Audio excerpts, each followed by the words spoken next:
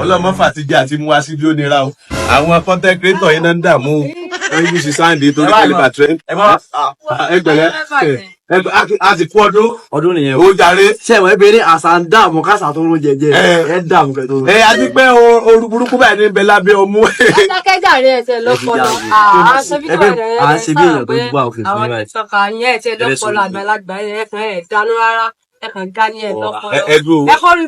ẹdùn ẹwà ṣé sẹ́yìn òkú tẹ́rí bí pẹ́ẹ́jì sí i. tálákà lágídí bá sórí ibú o. ẹ wo ẹ ọ̀fọ́ lóyún o. tẹ́lẹ̀ fọ́nà àbáyé fẹ́ bàjẹ́ ní fún yẹn.